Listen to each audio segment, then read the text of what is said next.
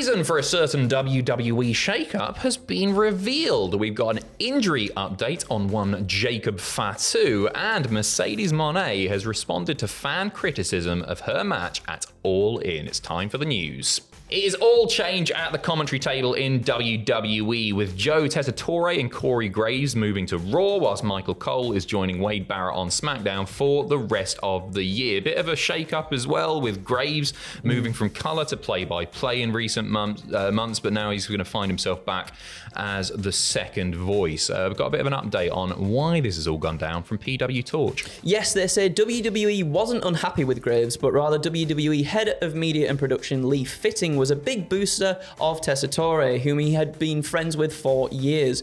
Soon after being hired by WWE, Fitting had been pitching hiring Tessitore. Tessitore hobnobbed at the last WrestleMania and made a good impression and came across as an informed fan of the WWE product, which is what you want. Yeah, for sure. I'm really excited to see how he does on WWE TV. It's sometimes it works, bringing in people with like a sports background. Yeah. Sometimes it doesn't work.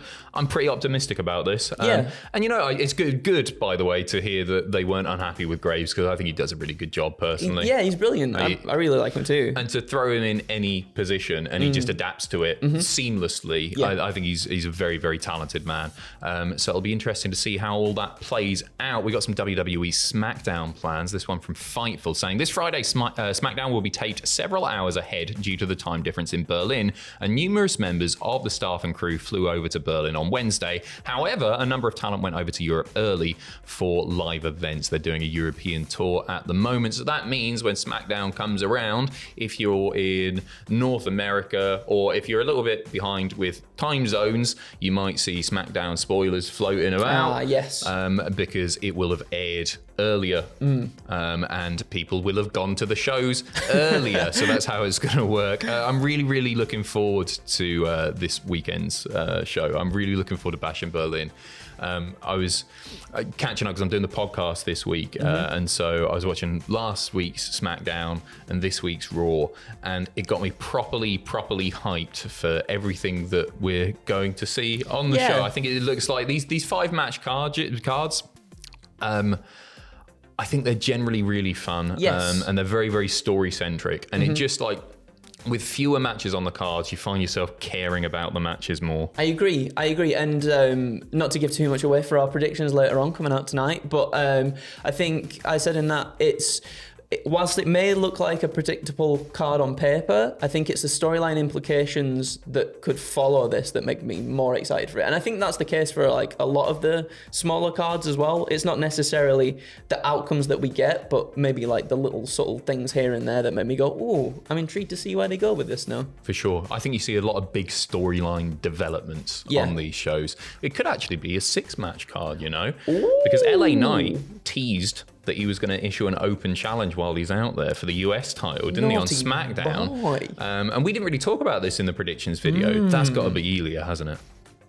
That would be amazing if that... Oh, yes, please. That would be amazing. I don't think Ilya would be going over or anything, but he needs something, doesn't he? He needs a big old moment. It would be fun, because obviously Ilya's in the IC title tournament as well, but a little surprise like that would not be a bad thing at all, would it? Double mid-card champion, Ilya Dragunov. Yes, on, please. Backstage reaction to that new pay-per-view model, by the way, or premium live event model, I should say, from Fightful saying, for those asking, the shorter premium live event match cards are expected to continue, and WWE have been happy with how they turn out. Whenever we've asked about the reasoning for doing so, they've been told that the format has worked for them, and it allows the company to help stack Raw and SmackDown, which they say has been especially useful when they run SmackDown in the same city as the next night's premium live event, which all makes sense as well.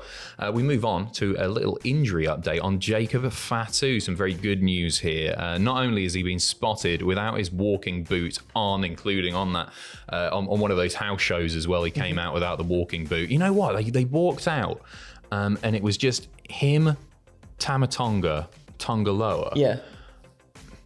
They looked the bollocks. It was those three together. No disrespect to Solo, but they were coming out.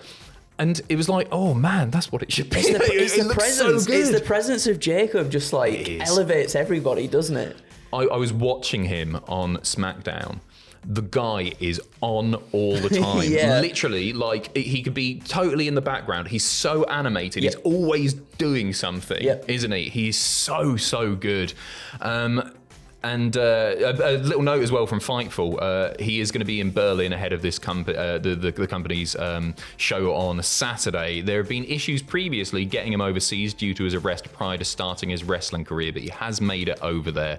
I think with when they sign people with criminal records, they've got to have like such belief in that person, haven't they? As far as like their marketability and their success in WWE, to make that level of investment, knowing that they won't necessarily be able to go to certain international shows. And I'm so glad they signed Jacob Fatu, because he's the future of the biz as far as I'm concerned. Quick note on an AEW All-In match that was cut short. You may have noticed this. I think it was fairly obvious. But the coffin match, the AEW TNT title match, was cut short. That was due to the show overrunning and AEW wanting to hit the 10 p.m. Wembley curfew time, according to Fightful. It was a bit of an abrupt end, wasn't it? It just sort of happened, and Darby got battered, and then all of a sudden he was in a coffin. Yeah, we got to the glass spot fairly quickly, didn't we? And it felt like that was going to be something that maybe was going to happen sort of towards the end of the match. But we got there pretty quickly. I mean, I'm happy for it because the crowd were buzzing for it.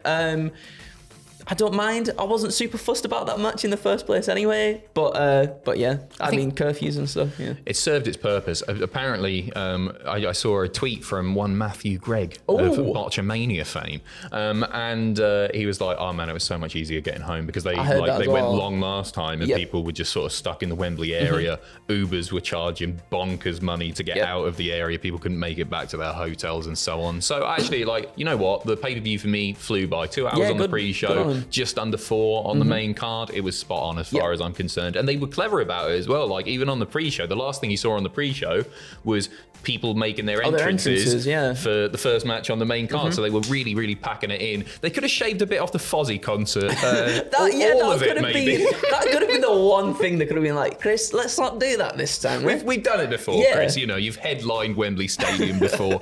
Another match on that card, and this one got a lot of criticism online, was Mercedes Moné versus Britt Baker. Mercedes Moné has addressed that mixed reaction on her Moné Mag, which is her online newsletter. Like, it's 1998. She's got like a big, on her webpage, she's got all that. It's like Tumblr, but that's quite self-hosted. She said, I've heard a lot of mixed reactions to my All-In match with Britt. I had a really good time out there with her. I did sense some audience fatigue. It's only natural being third to last, as the crowd had already seen over 10 matches before ours. They arrived at 5:30, and by the time we came out, it was around 9 o'clock. That's a long time, but at the same time, amazing, because AEW really gave them their money's worth. I could hear some DMD and CEO chants, but again, it's harder in a stadium. Britt told me later that on the video you can hear the crowd reactions much better, and that there were more crowd reactions than we felt. Is there anything I would have done differently? There is, honestly, a lot. But I don't ever want to go too deep into it, into what ifs about my matches, or life for that matter. I'll just say that I learned a lot from my match and can only grow by continuing to try new things. I maybe would have listened to my instincts more. I feel like I did things that maybe were not necessarily required for that match, things I could have saved for another time. But again, little sense in looking too far back other than what we can learn and use moving forward. One thing is for sure, I can't wait to do it all over again next year in Texas. First of all, I think it's a really classy thing that she's put out there. I think that's really nice. When I was watching the match, because I was doing live reaction, was with Fraser, I was like, yeah, it is rough card placement for sure. The fans, you could see them going to the pisses during it and everything, and people weren't especially hyped for the story. And as far as the two women's matches go, there's so much more crowd investment in Tony versus Mariah from earlier in the night. I watched it back because I wanted to really look at it, and actually I think Mercedes was carrying things there. It felt like Britt Baker's heart wasn't necessarily in it. She wasn't giving it. They didn't click especially well anyway in the ring, but Mercedes was trying. I wouldn't go as necessarily far as to say properly carrying things, and it still wasn't a good match. I'm really not trying to make excuses or anything, but it does feel like Mercedes was putting in a lot more effort on the night than Britt was, and unfortunately unfortunately, as a result of this, and Mercedes was already receiving a lot of criticism, is like, oh yeah, Moné, well spent, Tony. All of that stuff. I don't think it's helped her out either, because like she's come in and she's been a big name, and she hasn't really impressed since she's been there. I don't think this match in particular was entirely her fault, that this one was a bit of a rotter. It wasn't a bad match or anything, but on a card that was just so full of really good matches and moments, this was No, I agree, and I think to follow that Will Ospreay and MJF match as well, that's a hard place to put anybody in. I feel like regardless of who it is, I think it's a difficult place to put it. But I think I agree with your sentiments there. I haven't been back to watch it again, but I remember watching it in the moment and just not feeling as invested in it, and maybe that was just because of the build of it too. I think the thing that they did prior at the Dynamite in Wales was really good and did get me a little bit more excited for it, but that was about it. And I wasn't really fully invested. And that's it, right? They were on the back foot when they came in, weren't they? Because I wasn't that fussed either. I thought Mercedes was winning, but didn't really care either way. Yes. And so if you're not emotionally invested in something, you can do all the moves in the world, and it's not going to help. And I think they saw that on the night. But I think that was a nice statement there put out by Mercedes. And I appreciate the fact that she does the newsletter thing. I think that's really not many wrestlers do that. Back in the day, Punk was on Live Journal and stuff like that, and they communicated directly with the fans. And now we just get 140 odd characters. I know it's more now, but you get the odd Twitter post. But actually to take the time to put that into words, for sure. I think it's quite nice. Anyway, thank you very, very much for watching the news. Once again, you can check out pitches for Bash in Berlin. That's on the channel now. Predictions coming up later tonight. Podcast tomorrow. And then join us for the live stream. You can set a reminder right now at youtube.com/.